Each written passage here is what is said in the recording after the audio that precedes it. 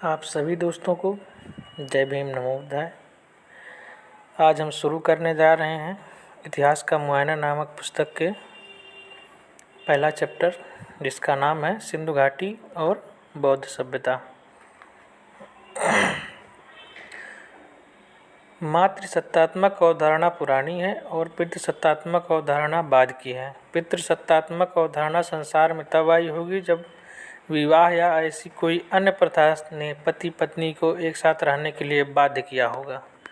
विचार करें, जब मानव समाज आदिम था, यायावर था और स्त्री पुरुष सभी घुमंतु थे, तब किसी स्त्री के साथ काम संतुष्टि के बाद भोजन पानी की तलाश में पुरुष कहीं और चला जाता था तथा स्त्री कहीं और।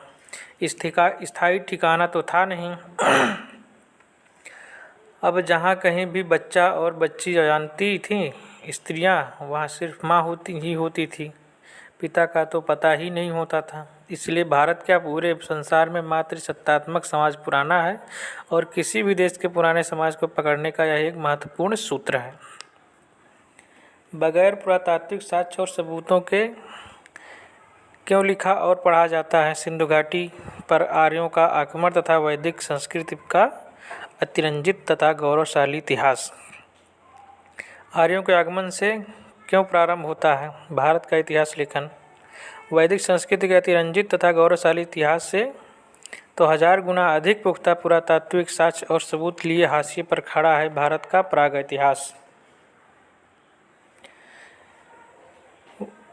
भारत का प्राग इतिहास तो यहाँ के मूल निवासियों का पुरातात्विक दस्तावेज है, जो इतिहासकारों ने षड्यंत्र पूर्वक छोड़ दिया है।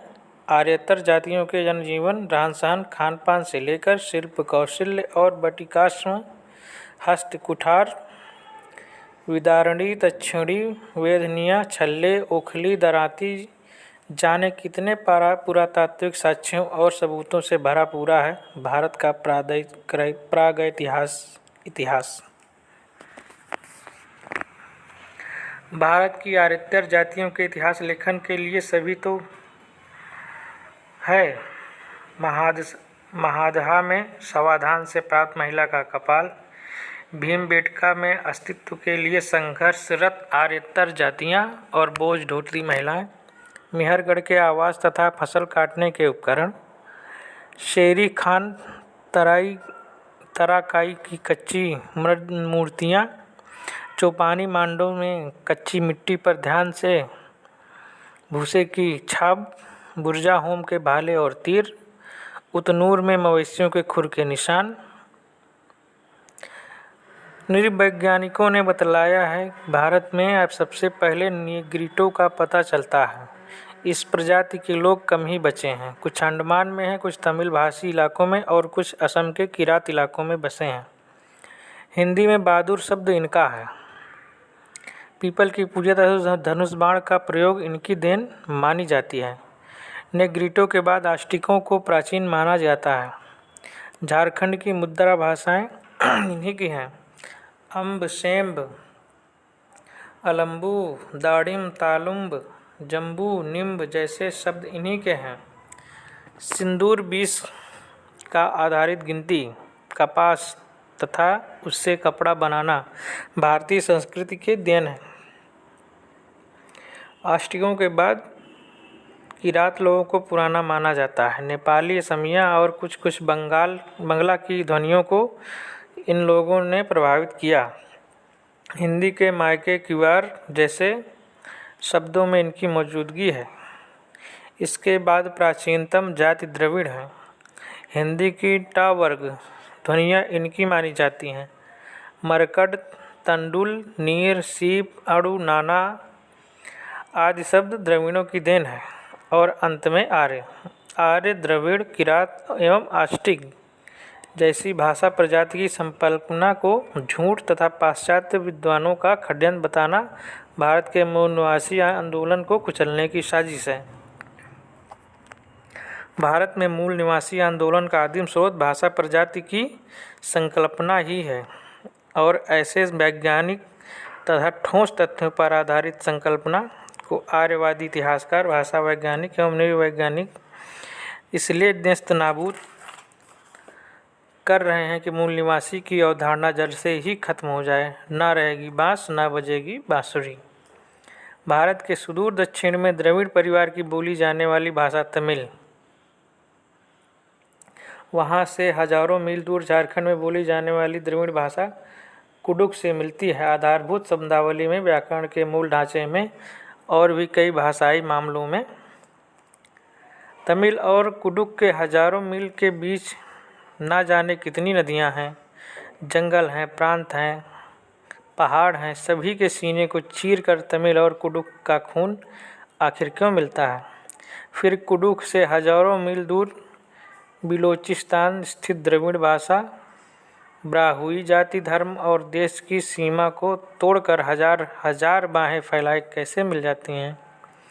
भाषा के सिर्फ मिश्रित तत्वों और ब्रह्म चोचला की चोंच में चोंच मिलाकर भाषा प्रजाति की पुख्ता अवधारणा को खारिज करने वाले इतिहासकारों, भाषा वैज्ञानिकों एवं नृवंश विज्ञानियों ने मूल निवासियों को सावधान रहना चाहिए।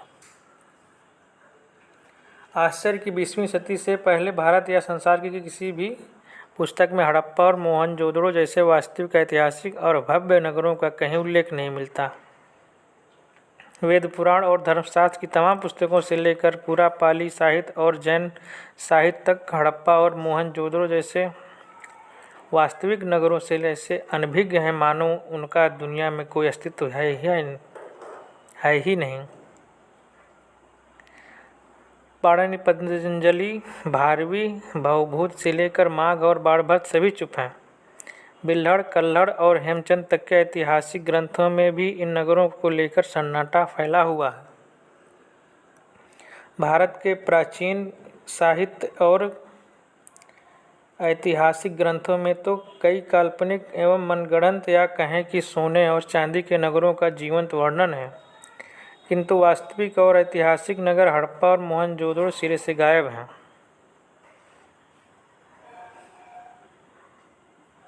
वाह, विज्ञान की कितनी सुंदर परिकल्पना है।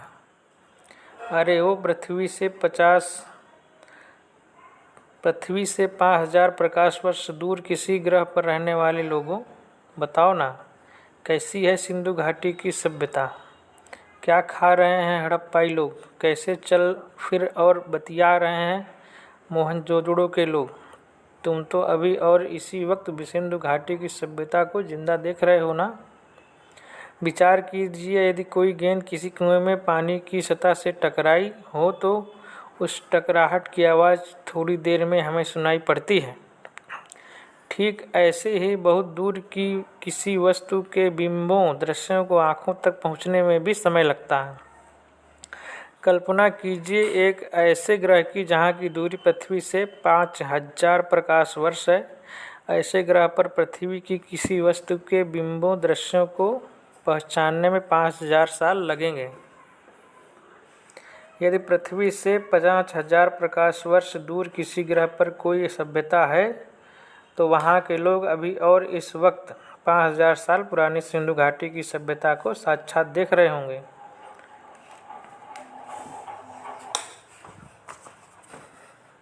मगर आज की 21वीं सदी को उस ग्रह के लोग अभी 5,000 साल बाद देख पाएंगे।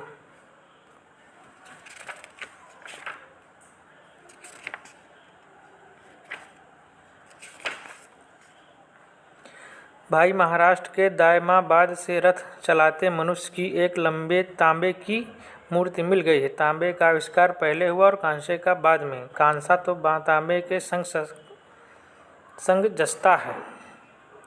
सिंधु घाटी की कांस्ययुगीन सभ्यता से कम पुरानी नहीं है दायमाबाद की ताम्र पाषाण सभ्यता। फिर रथ पर कैसे आर्य आए थे? रथ तो दायमाबाद में मिला है आर्यों से पहले। ये तो आप ही बताएंगे कि राम के पिता दशरथ कैसे 10 रथों पर सवार होते थे। मगर तुलसीदास ने तो लिखा कि राम और रावण की लड़ाई में राम रथ विहीन थे और रावण महाराज रथ पर थे। धन्यवाद। जय भीम।